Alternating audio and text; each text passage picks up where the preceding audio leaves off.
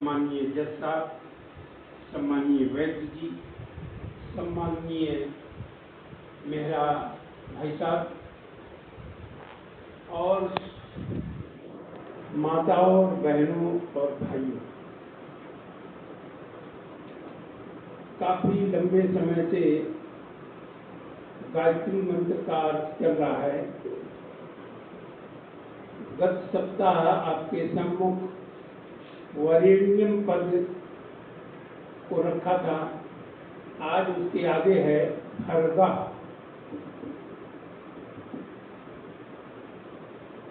हमारे कोषाध्यक्ष जी कहते हैं कि संस्कृत कठिन हो जाती है, अब मैं करूं क्या, बिना उसके अर्थ निकल ही नहीं सकते, क्या करें। तो भर्गा शब्द वेद में है और भी है।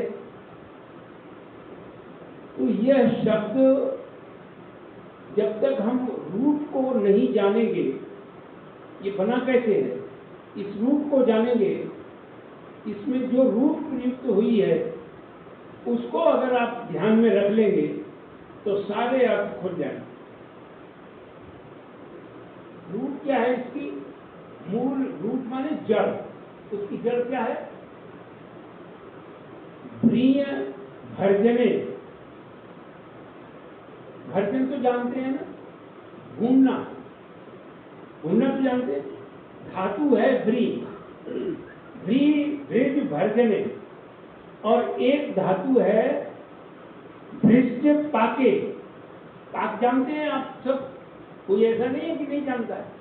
आप नाना प्रकार के पाक घर में बनाते हैं, वही पाक है और कोई अन्य नहीं। भूनना भी है, आप सब जानते हैं। कढ़ाई में तेल डाल करके मसाले को भूनते हैं कि नहीं भूनते? कब तक भूनते हैं? कब तक भूनते हैं? जब तक वो परिपाक नहीं हो जाता, और जैसे परिपाक हो जाता है उसके आगे नहीं भूनेंगे। अगर भूनेंगे तो वो गड़बड़ हो जाए। हलवा बना रहे हैं, सूजी को घी में भून रहे हैं, कितना भूनेंगे? जितना कि वह परिपाक हो जाए, उससे अधिक भूनेंगे गड़बड़ हो जाएगा। यहां पर भी भर्ग शब्द है जो गायत्री मंत्र में दिया हुआ है। उसका अर्थ है कि यहां प्रकरण से अर्थ लगाएंगे। भूनना अर्थ कैसे है? तो परमात्मा हम जीवात्माओं के सब पापों को भूनता है। हम पाप करते हैं, हो जाते हैं, नहीं करते हैं, जो भी हो जाते हैं। जा रहे हैं, पैर के नीचे चींटी आ गई, चींटा आ गया, कीड़े आ गए, मर गया, ये पाप हो गया। हमने जान के नहीं किया, लेकिन हो गया। इन पापों को वो भूनता है, और ऋषि ने अर्थ किया है इसका। मैं भी बताऊंगा ऋषि ने कहां कहां इस भर्ग का अर्थ क्या किया है, और इसी अर्थ के कारण से किया है, भूनने के अर्थ के कारण से किया है। और परिपाक जो पाके है उसके आधार पर जो अर्थ किए हैं मैं आपके सामने रखता हूँ। ऋषि ने बहुत जगह, क्योंकि मुझे ये स्मृति नहीं रहती है तो मैं लिख के ले आया। तो ऋषि ने इसी मंत्र को बहुत जगह प्रयोग किया है, गायत्री मंत्र का बहुत जगह व्याख्यान किया। वहां पर क्या लिखा है ऋषि ने? भर्ग शब्द सब क्लेशों को भस्म करने वाला। जितने भी क्लेश हैं, कितने क्लेश हैं? बोलो। पंच। देखो प्रधान जी स्वाध्याय करते हैं। मेरे प्यारे भाइयों, स्वाध्याय नहीं करोगे तो कल्याण की बात मुश्किल है। कठोर बोल रहा हूं मैं। बिना स्वाध्याय क्लेशा, पंच क्लेशा, 5 क्लेश हैं। कौन कौन से? अविद्या, अस्मिता, राग, द्वेष, अभिनिवेशा, पंच क्लेशा। योग दर्शन पढ़ो, योग दर्शन। इन 5 क्लेशों को कौन दूर कर सकता है? संसार का पदार्थ कोई दूर कर सकता है क्या? कोई संसार का पदार्थ दूर नहीं कर सकता। सूर्य भी तेज है उसका, वो भी भरगस वाला है, उसका भी तेज है, वो भी भरगा है, लेकिन वो हमारे इन पापों को दूर नहीं कर सकता। वो जो कर सकता है वही करेगा। कैसे करता है वो? पेड़ में फल लगा हुआ है, अब वो रस ले रहा है, रस को बना भी रहा है और ले भी रहा है, दोनों काम कर रहा है। किरणें आ रही हैं, उसके रस को ले भी रही हैं और उसके अंदर रस भर भी रही है। कुछ किरणें लेने वाली हैं और कुछ किरणें उसमें रस भरने वाली हैं। कब तक रस भरेंगी? चलो खरबूजा का उदाहरण देता हूँ। खरबूजा डाली में लगा हुआ है, सूर्य की किरणें पड़ रही हैं, परिपाक हो रहा है। कब तक परिपाक होता है? जब तक डाली में लगा रहता है। और जैसे ही और देखो उसको मालूम है कि ये परिपाक हो गया, किसको? सूर्य को। जड़ है लेकिन उसे मालूम है इसे कि खरबूजे का परिपाक हो गया, ये उसे मालूम है। वो अपनी किरणें यथावत फेंकता है, वो तो फेंका रहेगा और वो डाली से अपने आप खरबूजा अलग हो जाता है। हमारे तीन जो दुख हैं, आध्यात्मिक, आदि भौतिक, आदि दैविक, और जो 5 क्लेश हैं, वे सब परिपाक को प्राप्त हो जाएं, भस्म हो जाएं। ऐसे तो भस्म होंगे नहीं। अनादि विद्या है, अविद्या जो है अनादि है, बताऊंगा कभी योग दर्शन में। तो वो परमात्मा हमारे दुर्गुणों को, जो दुर्गुण है उनके जो कारण है, स्वामी जी ने मूल शब्द का प्रयोग किया है, हमने कारण शब्द का प्रयोग किया। मूल का मतलब दुखों का जो मूल है, जो दुखों का मूल है उसका नाशक है कौन? परमेश्वर। आपकी बुद्धि में दुख उत्पन्न करने वाले कार्यों को उत्पन्न ही नहीं करेगा। आपकी बुद्धि ऐसी कर देगा, आपका व्यवहार ऐसा कर देगा, और करता है।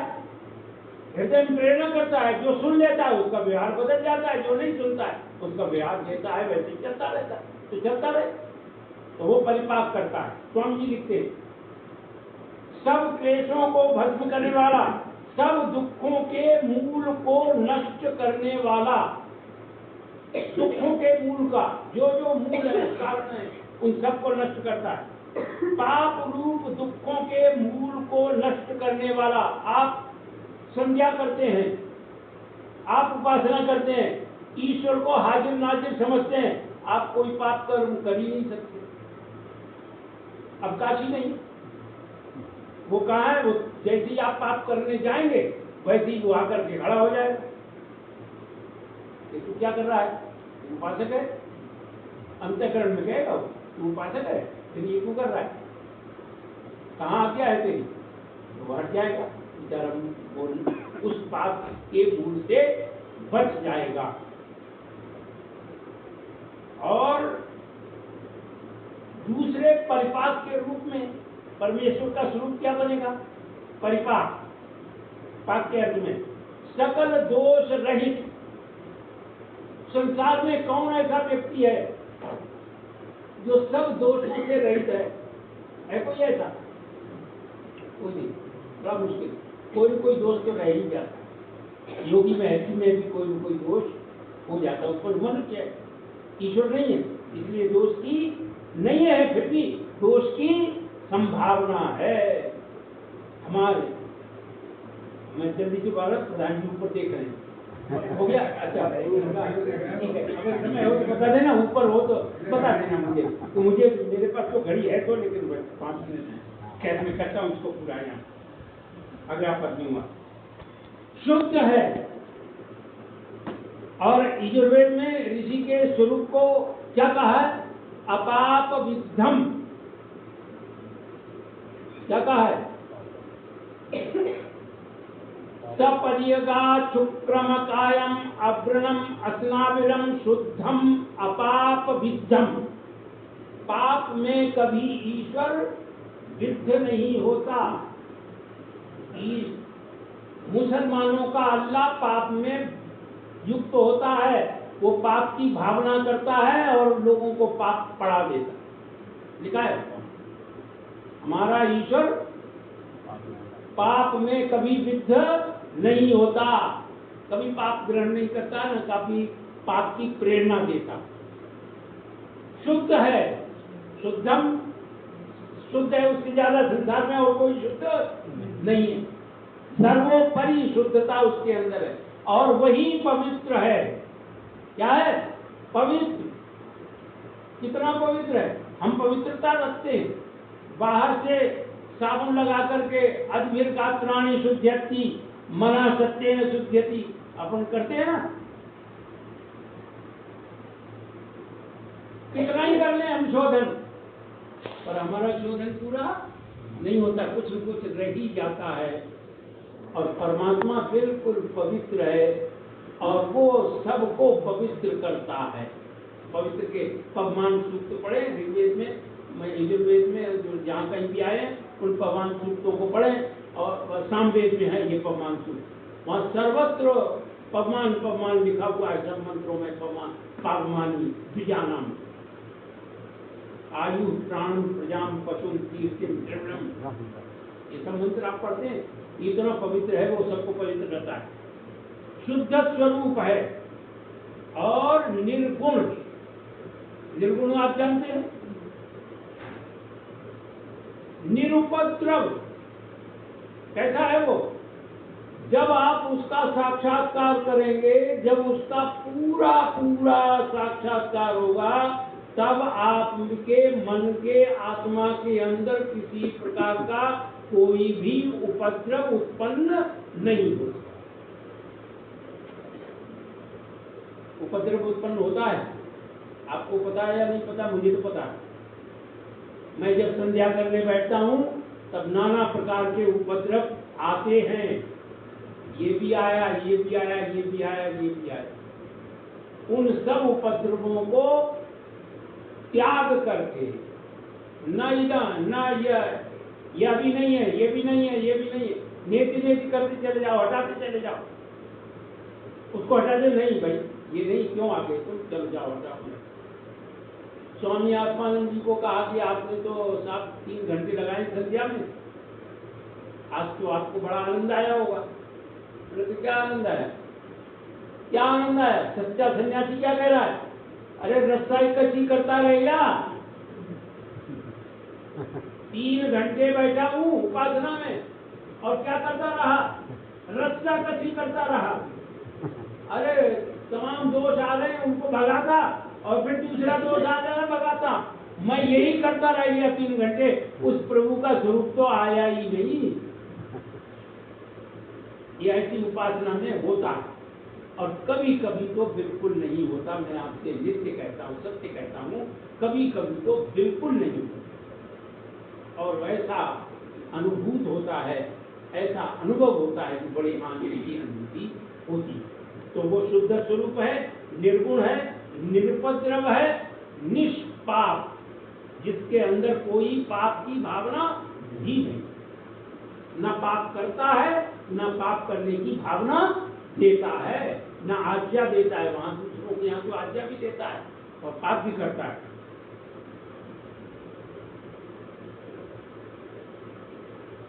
निरुपद्रव, निष्पाप, निर्गुण, शुद्ध, सकल दोष रहित, विज्ञान स्वरूप, ये सब पक्को के अर्थ में आते हैं। ऋषि ने पक्को जो भ्रष्ट पाके दिया ना, उससे ये अर्थ आते हैं।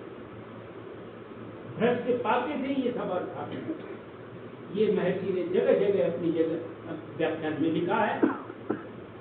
सब क्लेशों को भस्म करने वाला चेतन विज्ञान स्वरूप, चेतन है और विज्ञान स्वरूप है, ऐसा जो परमेश्वर है। आज मैं इतनी बात को कह करके, आज तो लाया तो मैं बहुत बढ़िया चीजें था। तपोध्वनि